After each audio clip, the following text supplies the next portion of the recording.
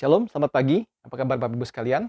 Harap semua dalam kondisi tubuh yang baik, sehat, Tuhan memberkati dan menjaga kita sekalian. Bersyukur kepada Tuhan, kita masuk dalam renungan kita yang berikutnya pada pagi hari ini. Selamat datang, selamat bergabung bagi Bapak Ibu yang baru pertama kali mendengarkan renungan ini dari pelayanan YouTube saya, Paulus Gunawan dari His Partner Ministry. Saya berdoa kiranya pelayanan ini boleh menjadi berkat bagi banyak orang di luar sana, dimanapun berada. Saudara sekalian, mari kita lanjutkan pembacaan firman Tuhan. Hari ini kita akan memasuki dalam Lukas 11 ayat 9 sampai 10. Kita sudah mempelajari selama 2 minggu sebelumnya, ada bagian yang diapit dan ini bagian tengahnya yang diapit yang akan kita bahas sama-sama. Saya akan bacakan Lukas 11, 9 sampai 10. Oleh karena itu, aku berkata kepadamu, mintalah maka akan diberikan kepadamu, carilah maka kamu akan mendapat, ketoklah maka pintu akan dibukakan bagimu. Karena setiap orang yang meminta menerima dan setiap orang yang mencari mendapat, dan setiap orang yang mengetuk baginya pintu dibukakan. Dan paralel di dalam Matius 7 ayat 7, mintalah maka akan diberikan kepadamu, carilah maka kamu akan mendapat, ketoklah maka pintu akan dibukakan bagimu. Saudara, waktu saya merenungkan firman Tuhan ini, saya teringat kisah Aladin.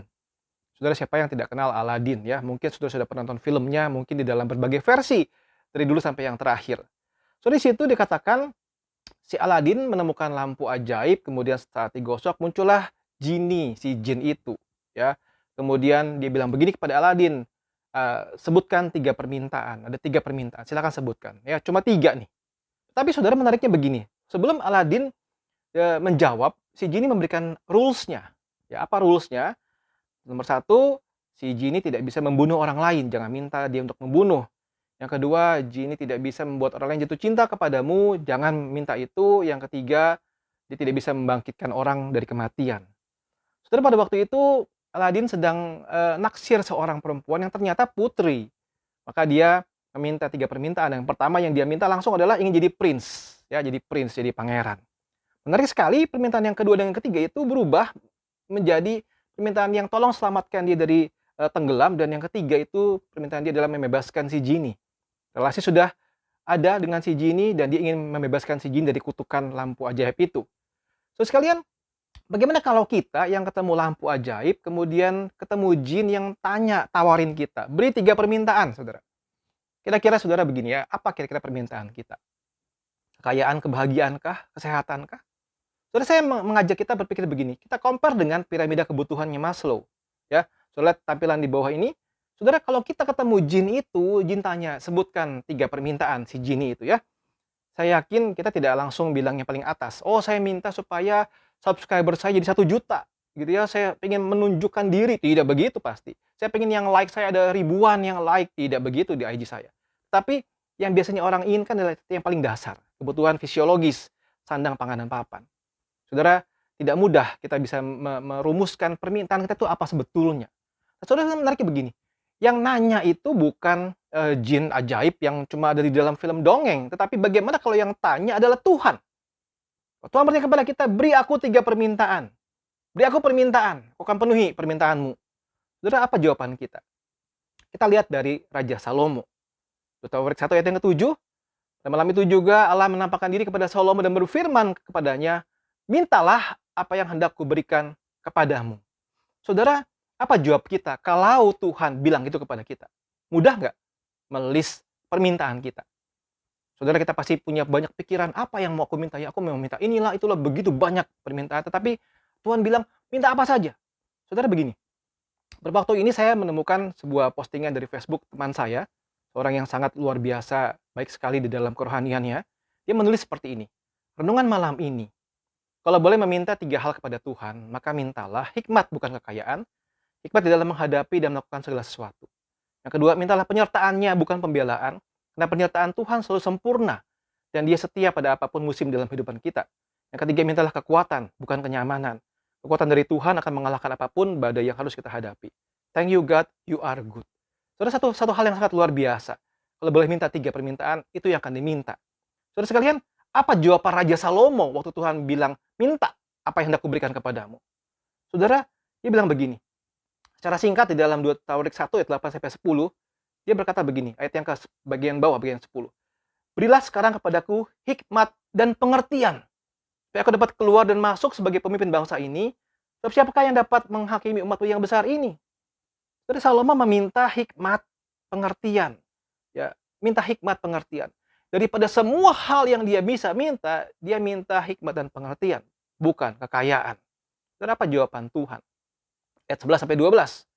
Oleh karena yang kau ingini dan kau tidak meminta kekayaan, harta benda, kemuliaan, atau nyawa pembencimu, juga tidak meminta umur panjang, sebaliknya yang kau meminta kebijaksanaan pengertian untuk dapat menghakimi umatku yang atasnya aku telah merajakan engkau, maka kebijaksanaan dan pengertian itu diberikan kepadamu. Setelah itu aku berikan kepadamu kekayaan, harta benda, dan kemuliaan. Sebagaimana belum pernah ada pada raja-raja sebelum engkau, dan tidak akan ada pada raja-raja sesudah engkau. Saudara, Salomo meminta yang benar dan Tuhan melengkapi dengan semua yang lain yang tidak pernah dibayangkan sebelumnya. Nah, menariknya begini, saudara. Di dalam perjanjian lama hanya ada satu orang yang diberikan privilege seperti itu, ditawari permintaan seperti itu, Raja Salomo. Tapi di dalam perjanjian baru, saudara, setiap kita diberikan privilege ini. Saudara, Lukas 11 tadi dikatakan, mintalah akan diberikan kepadamu, dan seterusnya. Saudara, ini bukan hanya satu privilege untuk murid pada zaman itu saja. Bukan kepada satu orang yang sangat rohani saja, bukan. Tetapi itu bicara kepada semua orang percaya. Dan perintah ini di dalam bahasa Yunani, di dalam tensesnya adalah imperatif present, bukan imperatif aorist, yang kira-kira artinya sebuah hal yang diminta untuk terus-menerus dilakukan, bukan cuma sekali saja dilakukan. Tuhan meminta kita, menyuruh kita untuk meminta, terus berdoa, terus meminta, terus mencari, terus mengetuk pintu. Sudah, mari kita pikirkan ini, saudara. Ini bukan sebuah spell, sebuah mantra Expelliarmus dari si Harry Potter, bukan. Ini juga, apakah ini seperti sebuah cek kosong, saudara? Kita tinggal isi berapa yang kita mau saja, dan Tuhan tinggal tanda tangan. Tuhan sudah tanda tangan malah. Saudara, apakah ada term and condition-nya di dalam cek itu, saudara? Apa sebuah trik marketing saja yang manis di awal, tetapi di dalamnya banyak sekali bintang-bintang kecil yang kita tidak paham? Saudara, bagaimana kita memahami perintah Tuhan untuk kita meminta kepada Tuhan? Ada 3 bagian. Bagian pertama yang saya bahas hari ini adalah soal mintalah, maka akan diberikan kepadamu. Saudara, begini, saudara. Apa yang dibutuhkan sebelum kita meminta kepada Tuhan? Yang pertama adalah hubungan dengan Tuhan. Kita sebagai anak yang meminta kepada Bapa di surga. Saudara, sebagaimana orang tua memiliki hubungan dengan anak, orang tua pasti ingin anaknya berkomunikasi dengan dia.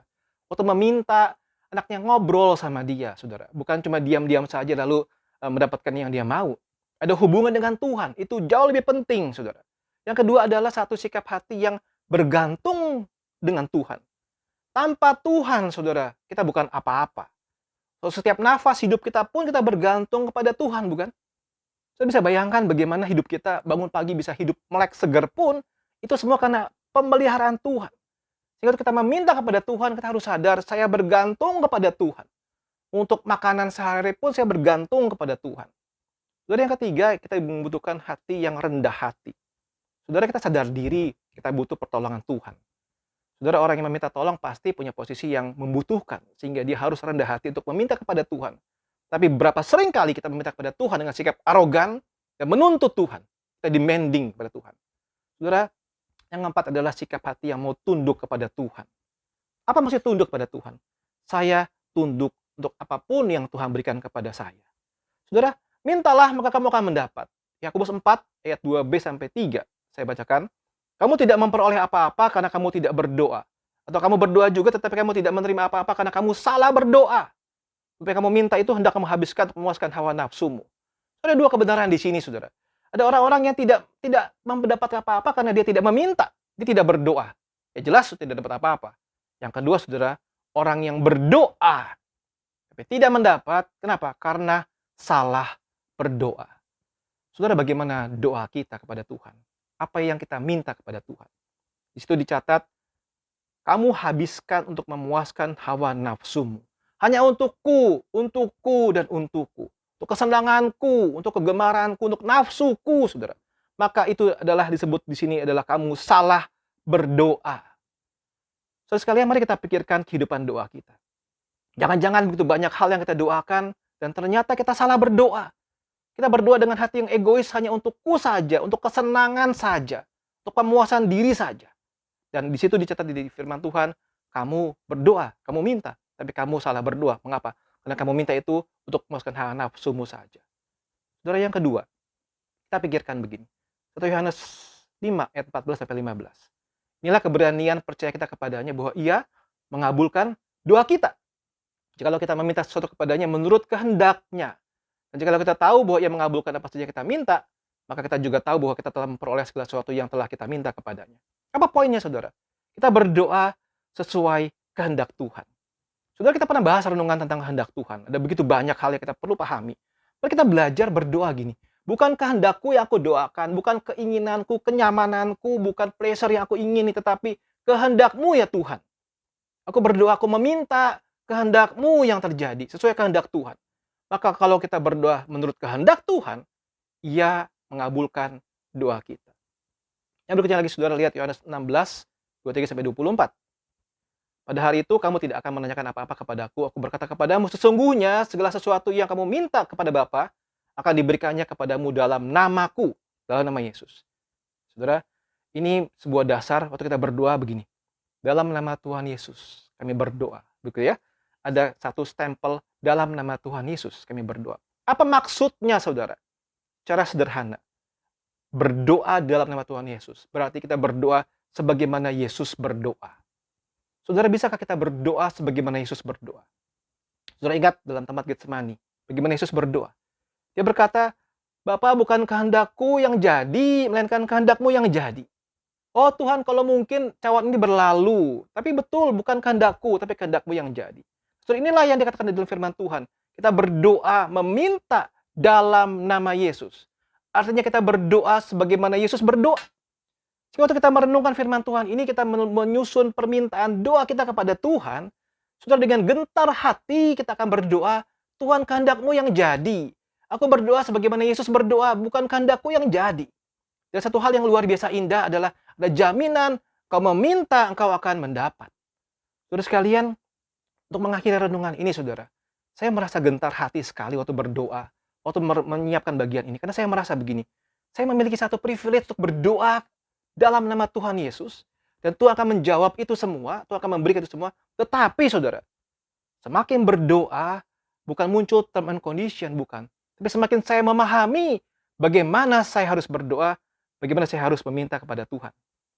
Untuk renungan ini, saudara, saya tampilkan satu quote dari John Piper dalam hal ini. Saudara, dia bilang begini, saudara perhatikan ya. When you pause to consider that God is, atau engkau berhenti sejenak dan memikirkan, merenungkan, Tuhan itu sangat luar biasa kuat. Maka dia akan melakukan apa yang dia inginkan. Tuhan itu luar biasa benar, pasti benar. Maka dia akan melakukan apa yang benar, apa yang benar. Tuhan itu begitu luar biasa baik, maka semua yang dilakukan itu baik. Tuhan itu luar biasa bijaksana, maka kita tahu apa yang dilakukan itu pasti baik dan benar, karena dia maha bijaksana. Tuhan itu juga Allah yang penuh dengan kasih, maha kasih. Maka dia akan memberikan sukacita kepada kita yang dikasihinya. Saudara, dalam bagian akhir begini, kalau kita memahami Tuhan yang seperti itu, kalau kita merenungkan undangan Tuhan, perintah Tuhan, itu kita meminta kepada Tuhan, maka kita bisa memikirkan seperti ini. Satu hal yang sangat indah luar biasa. Apa maksudnya, saudara? Kita tahu Tuhan yang seperti itu, Tuhan yang begitu kuat, Tuhan yang begitu benar, Tuhan yang begitu baik, Tuhan yang begitu bijaksana, Tuhan yang begitu mengasihi kita. Tuhan yang seperti itu berkata, mintalah. Dan kita berdoa menghampiri Tuhan. Menurut kehendak Tuhan, kita meminta. Maka sebuah hal yang luar biasa indah. Tidak pernah kita bayangkan bagaimana Tuhan akan menjawab kita.